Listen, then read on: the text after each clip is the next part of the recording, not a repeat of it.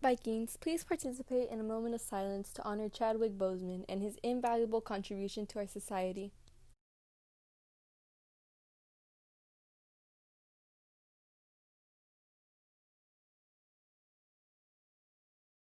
If you missed last week's episode, let's quickly review. The senior class has decided to start an open conversation about social justice and the importance of recognizing the injustices that exist in our country's past and present to help our generation grow up to have a positive impact by demanding change. The big takeaway from last week was, as a society, we need to do better and end systematic barriers that keep minority groups repressed. As mentioned, this means sharing all sides of the truth, which would put an end to the control narratives that minimize the oppressions that cause minorities to suffer. Chadwick Boseman was famously known for his role as the Black Panther, the first black superhero. Black Panther first appeared in the comic book Fantastic Four in 1966. However, the King of Wakanda was then given his own spin-off comic book. The comic book wasn't a bestseller, however Black Panther became an iconic symbol of power in the black community. The movement stood for demanding something to be done about the injustices within the community. Approximately 53 years later, Black Panther was finally made into a major Marvel movie, and it seemed as though the original flare of hope was reignited, and the Black community re-embraced their symbol of power. This brings us to our questions of this week. What is the importance of having mainstream Black or minority role models, and how does this relate to social justice? Having mega idols like Black Panther is important for society because Black youth get to grow up seeing people who look like them be idolized. This brings a welcome change to the majority of other superheroes who are white. And for the children who are not Black, it is equally important for them to grow up with Black role models because it helps reinforce acceptance. As a society, we need to support films like Black Panther to show Hollywood a Black man can carry a huge Marvel franchise and open the door for others to follow. All of it's been very personal, just watching the kids experience it. And for me, I would say, they're two little kids, Ian and Taylor, who recently passed from cancer. And throughout our filming, I was communicating with them, knowing that they were both terminal. And what they said to me is, and their parents said, they're trying to hold on till this movie comes. And to a certain degree, you hear them say that and you're like, wow, that's like, I gotta get up and go to the gym. I gotta get up and go to work. I gotta learn these lines. I gotta work on this accent. Seeing how devoted all of my castmates are, and knowing that will be something meaningful to them. But it's, to a certain degree, it's a humbling experience because you're like, this can't mean that much to them, But seeing how the world has taken us on, seeing how the movement is, how it's taken on a life of its own, I realized that they anticipated something great. And Rest in power, Chadwick Boseman. Wakanda forever. Hi guys, today we're going to do a cooking demonstration on how to dip strawberries in chocolate. We have strawberries, we have pretzels, we're going to be dipping those also. We're going to melt our chocolate in the microwave. We're going to drizzle it with some white chocolate. We need vegetable oil, just about a teaspoon, and we're going to be melting the white chocolate in the microwave and the dark chocolate in the microwave. We're also going to need some plates, paper plates, and some plastic forks for the drizzling. Hey guys, when washing your strawberries, you want to make sure you wash them well and set them aside so they are able to dry. Also, remember, do not cut off the stem so you can use that as a grip when dipping your strawberries into the chocolate. When melting your chocolate, add about 1 teaspoon of oil into your chocolate.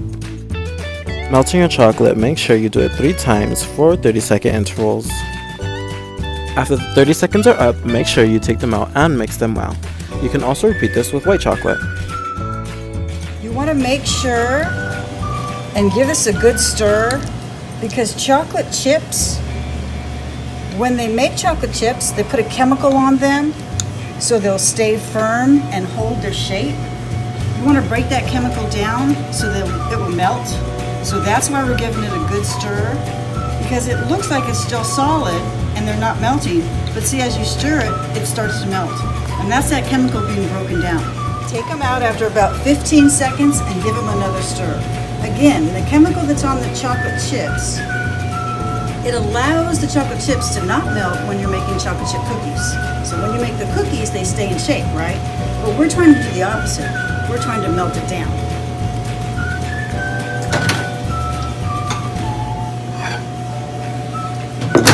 So now, again, with a quick stir, you can see there's still some chocolate chips that are solid, but we're going to give it a good stir, and you can see that it is melting. We've broken down that chemical, and now we're ready to dip our chocolate chips, our strawberries in our chocolate chips. When dipping your strawberries into the chocolate, make sure you hold your strawberry by the stem. Remove any excess chocolate, then place on some wax paper.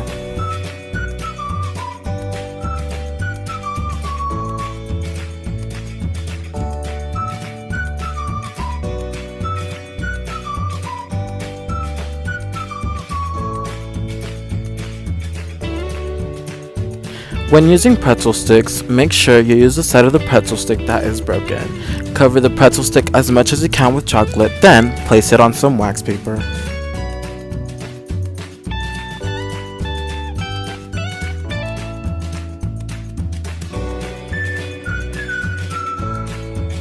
Try to work fast or else your chocolate will harden.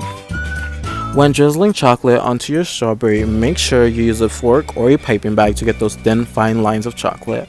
When using a fork, make sure you try to remove as much chocolate as you can from the fork so you won't have any thick pieces of chocolate added onto your strawberry. This is also a fun activity to do with your family during quarantine.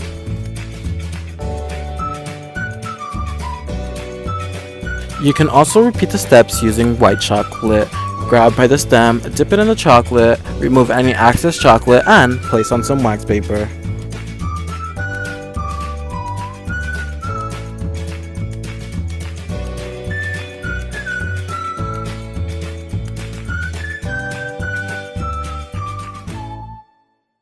You can also repeat the steps when drizzling chocolate onto your strawberries and or pretzels.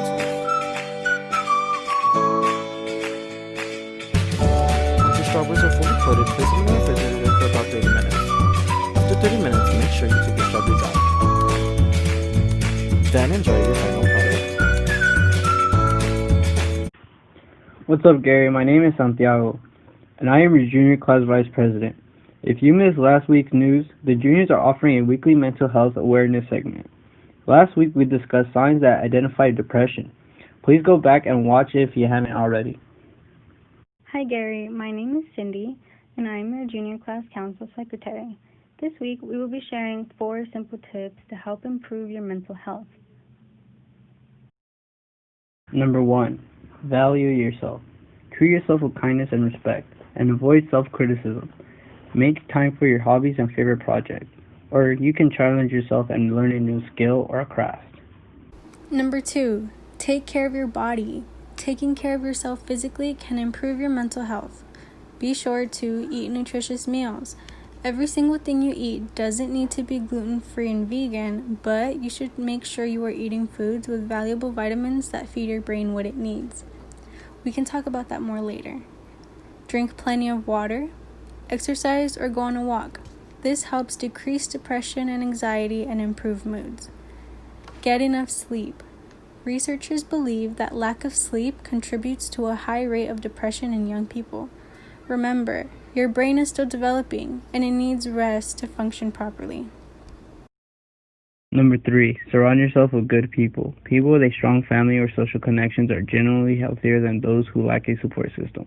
Make plans to support family members and friends, or find activities where you can meet new people. Also, Gary's clubs are ramping up for a club rush. This will be a perfect opportunity to find a support system. Set realistic goals. Decide what you want to achieve. Aim high, but be realistic and don't overschedule. Breaking a larger goal into small, manageable steps will make your goals feel more realistic and help build self-esteem. You'll enjoy a tremendous sense of accomplishment and self-worth as you get closer to your goal. Take care of yourself, Vikings. Hello, Gary High School students and staff. Well, this is Ask a Viking for Advice time, and I'm the one they're asking. So I am now over 50. I'm Coach McGaha, I'm the athletic director. So I think I'm able to give some advice. So here's the first question that I have. Noah wants to know, how do you cheer up a friend? Now, there probably aren't just completely right answers to this. Before, I used to try to do a dance. I try to make somebody laugh if they were upset. That doesn't work. Not usually. The best way, I think, is to listen to your friend, to spend time with your friend, to call your friend on a regular basis, and make sure they're doing okay, to plan something with your friend. So let's go do something. Let's get out of the house. Let's go exercise together. Those are ways to cheer up your friend. But just trying to make them fun and it's better just to listen and hopefully spend time with them, because that's what friends are for, to be there for your friend. So, but in terms of actually doing something specific, I don't think it usually works. Sometimes it just makes your friend focus more on why they're upset. So try and spend time with them. Try and listen to them. That's my advice. Next question we have here. The class of 2022, the class council wants to know why Crocs are my go-to shoes. Now, this is a beautiful shoe. Okay, maybe not. People find it very ugly. Whatever. The bottom of the shoe is definitely ugly. That's because I get a lot of wear and tear out of them. Why do I love Crocs? The main reason is that I have a condition called plantar fasciitis. Plantar fasciitis, okay, it's the small tendons in your feet, they tear, and they have a hard time healing, and so you're constantly re-tearing them, and it makes it painful to walk. So I do all these exercises which have helped me, but also what's helped me is Crocs. They're incredibly comfortable, and I think they're very good for my feet. Some people say they don't work for them. That's fine. I know people find them ugly, whatever. I also think they're funny looking, and they're funny. And because people put so much attention to it, it makes it even more funny. But I love my Crocs. I did a marathon in my Crocs this past year during the COVID lockdown in my backyard. I did more than a marathon, almost 27 miles in one day. So I was pretty proud of that. I alternated the Crocs though. I changed them up. So if you ever need more if you have more Croc questions, I'll definitely be here to answer for you, all right? So, we can get into it, because I also have Croc shoes, and some of those aren't as good as you might think, and they kind of pinch. So we can get into that. There's a Croc outlet in Ontario, and if anyone works for the Crocs people, maybe, I could be a spokesman, get paid a little extra, because you never know how long this teaching gig's going to last. All right, thank you. We have one more question from Jenny. Jenny wants to know, what do I do when I am bored? What do I do when I'm bored? Well, I think one of the keys to not being bored is to getting a really good education. Actually, that's what my college professor said. The reason to get an education is not to be smarter. It's not all these things. It's so that you have all these varied interests so that you can't get bored, because there's always something that you're interested in. I was a history major in college, and I love history, so I can watch documentaries, you name it. I love TV, so that's mainly what I do when I'm bored, but I also try to plan my day so I'm exercising, so I'm going out, so I'm seeing things as much as I can, and it's a little more difficult. But today I rode my bike to work, so that's going to take up about an hour of my day today, and it's going to be a really good workout, especially on the way home. I try to stay off of social media. It makes it even more funny. But I love my Crocs. I did a marathon in my Crocs this past year during the COVID lockdown in my backyard. I did more than a marathon, almost 27 miles in one day. So I was pretty proud of that. I alternated the Crocs though. I changed them up. So if you ever need more if you have more Croc questions, I'll definitely be here to answer for you, all right? So, we can get into it, because I also have Croc shoes, and some of those aren't as good as you might think, and they kind of pinch. So we can get into that. There's a Croc outlet in Ontario, and if anyone works for the Crocs people, maybe, I could be a spokesman, get paid a little extra, because you never know how long this teaching gig's going to last. All right, thank you. We have one more question from Jenny. Jenny wants to know, what do I do when I am bored? What do I do when I'm bored? Well, I think one of the keys to not being bored is to getting a really good education. Actually, that's what my college professor said. The reason to get an education is not to be smarter. It's not all these things. It's so that you have all these varied interests so that you can't get bored, because there's always something that you're interested in.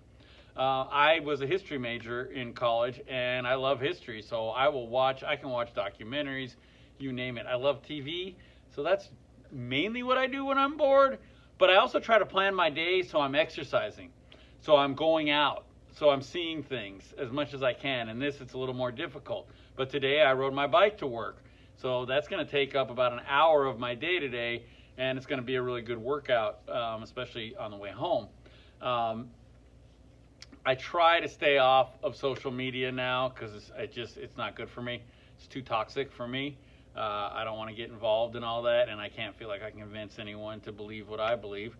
So I try to stay off of social media when I'm bored, for the most part. I do listen to audiobooks a lot. So instead of having to sit and read a book, I listen to it, and I like doing that. I especially like to do that when I exercise. So sometimes I'll just walk around my backyard, listening to an audiobook and learning. I'm trying to get back into reading. I also want to start writing my autobiography, basically just for myself, so I can have it written down. But always looking for books to read. I'm trying to stay off of the fast stuff. I do like to read the newspaper some, not actually the paper, but online versions. And then I'm trying to stay off of the social media and just the quick fixes. And I'm trying not to look at my phone, because I do notice I'm not playing the games. I'm not playing that Boom Beach, because I know you love Boom Beach.